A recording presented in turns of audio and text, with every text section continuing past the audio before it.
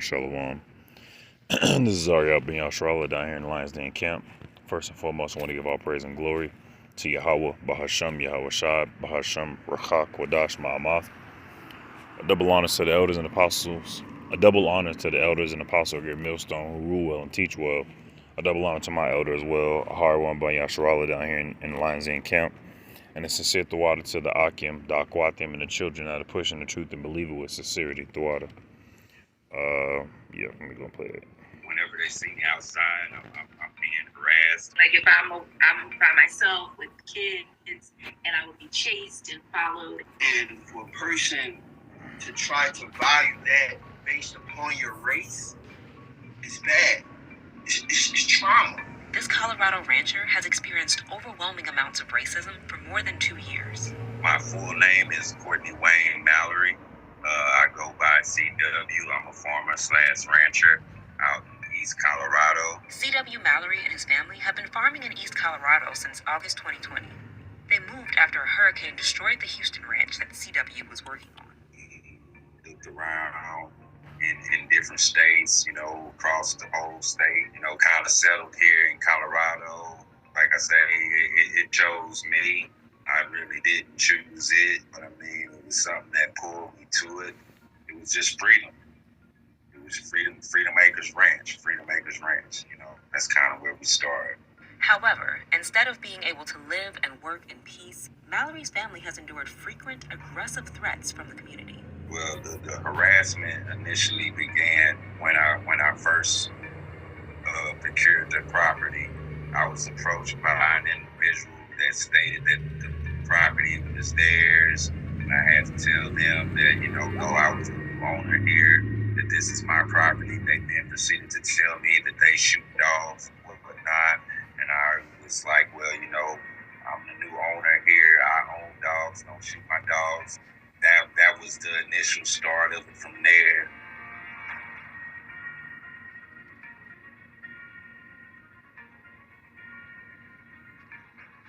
And people, hanging around the fence line on the property, taking and cutting my fence line and stuff like that, stealing water, throwing in trash, theft of utilities pretty much, and dumping. My property became a dump ground. In fact, we still be strong, and we go out and we contribute to the community.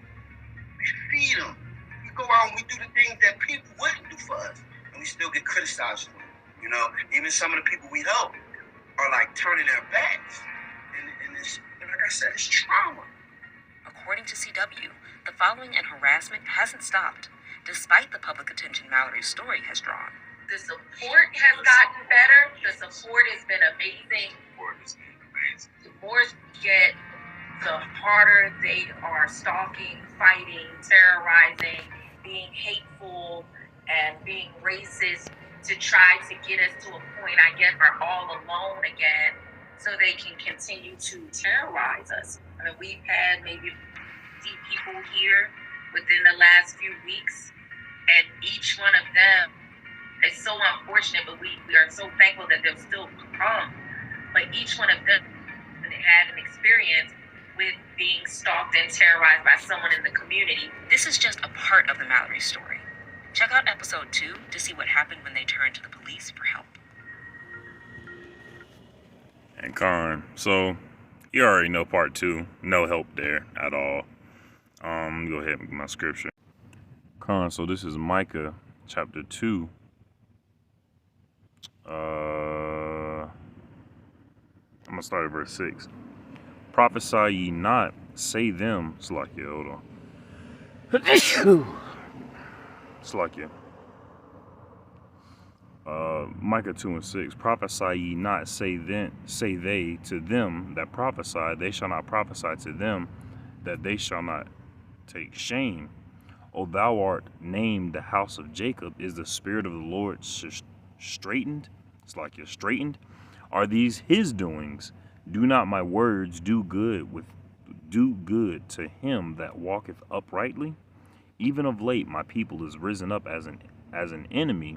Ye pull off the robe with the garment from them that pass by securely as men averse from war. The women of my people have cast ye out from their pleasant homes, from their children have ye taken away my glory forever. Arise ye and depart, for this is not your rest, because it is polluted, it shall destroy you even with the sword destruction. And that's what's happening to this family right here.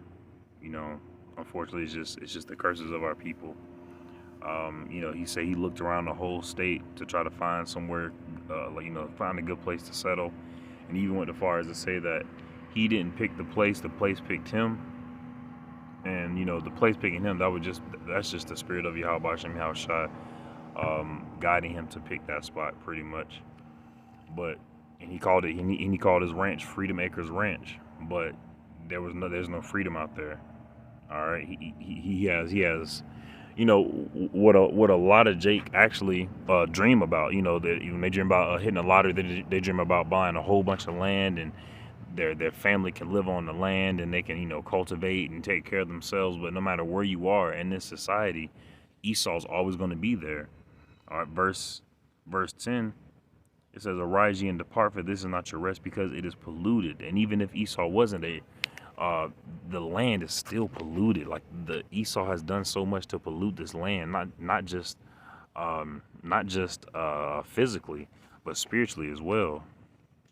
This is Habakkuk chapter 2, verse 9. It says, "Woe to him that coveteth an evil covetousness to his house, that he may set his nest on high, that he may be delivered from the power of evil." And that's Esau. All right, that's why Esau can do things so violent, so evil.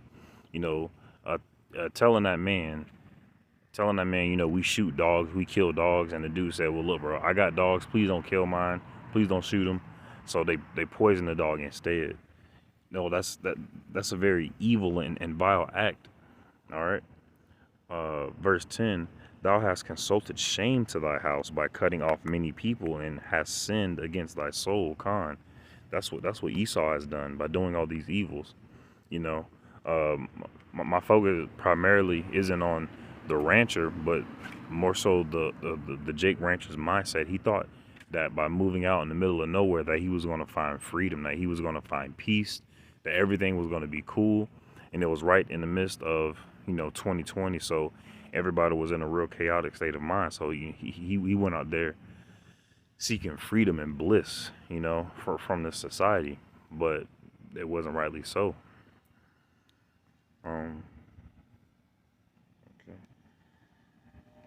All right, verse 11. It says, "For the stone shall cry out of the wall, and the beam out of the timber shall answer." Khan, this place America is going to be. This place America, the whole entire structure speaks for itself. You know, I'm just gonna keep reading and answer it. Verse 12: "Woe to him that buildeth a town with blood, and establish a city by iniquity." And that's what Esau has done by doing things that we see right here being recorded by this Jake rancher, and also things that weren't seen by our eyes today. You know, all the stuff that they did in the times of past and in the days of old, and all the stuff they're about to, all the evils they're also about to do as well. The Lord sees that, and they're going to be paid for that. All right. Let me get my next scripture. All right, this is Malachi chapter 4. I'm going to start at verse 1. It says, "For behold, the day cometh that shall burn as an oven." All right, that day, when all those nuclear missiles, ICBM, intercontinental ballistic missiles, hit this place and burn it up, it shall be as an oven. All right, and all the proud, all the people who are built up in the pride, yea, all that do wickedly shall be stubble, and the day that cometh shall burn them up, saith the Lord of hosts, Yahweh. That it shall leave them neither root nor branch. Khan, not a root or a branch of wickedness or evil philosophy is going to be in this place. Nothing that can corrupt anybody's mind to do evil.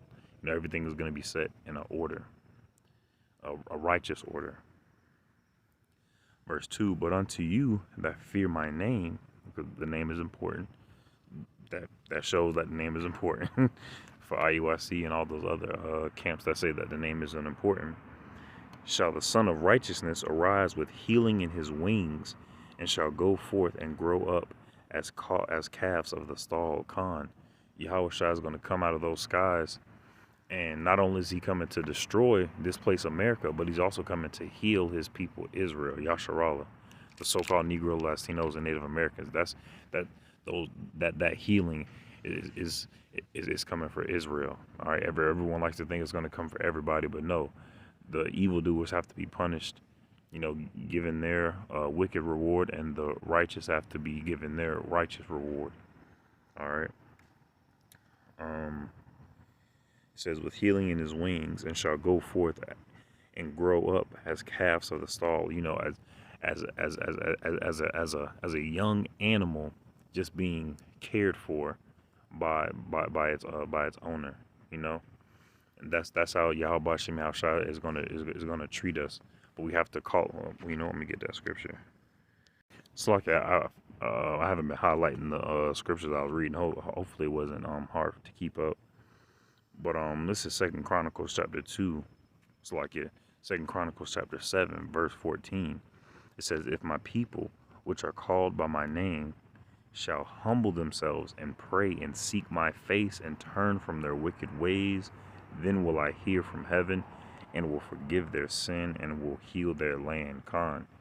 And that's just that's a group effort right there. Israel as a whole, we have to come together and pray to the name Yahweh Shem Yahushua. And right now, there's a lot of wickedness that's well, I won't say Khan. There's a lot of wickedness in the world that's trying to hide the truth. But ultimately, Yahweh Shem Yahushua is gonna shine the light in this dark kingdom of lies and deceit. All right, and to get back on that rancher. He as well, of course, when he prays to Yahweh Shem Yahushua, they're gonna go even harder. Just like the guy said, like the more support that they got, the harder their stalking and aggravation had become. So what more when they pray to Yahweh Shem Yahushua, But scriptures also say, whatever you go through, take it on cheerfully, because it's actually for a benefit. That man there. He's taking all that harassment, he's taking all that torture for no reason at all, for some land, just for some earth, when he could easily just read the scriptures and learn about who he is and downsize his life honestly, because all that is just a headache, and especially when you don't know what to do with it. He might be a rancher for years and years and years and stuff like that, but when anything that you do without the spirit of Yahweh Shem Yahushua will be counted as not. It'd be cool if he was rotating his crops according to the land Sabbath. That'd be cool, but even that won't be enough. Ultimately, we need Yahweh Shem Yahushua. We need Yahushua to come out of those. We need Yahweh to send Yahushua to come out of the skies with healing in his wings to save us for true freedom. I pray the lesson was edifying. Shalom.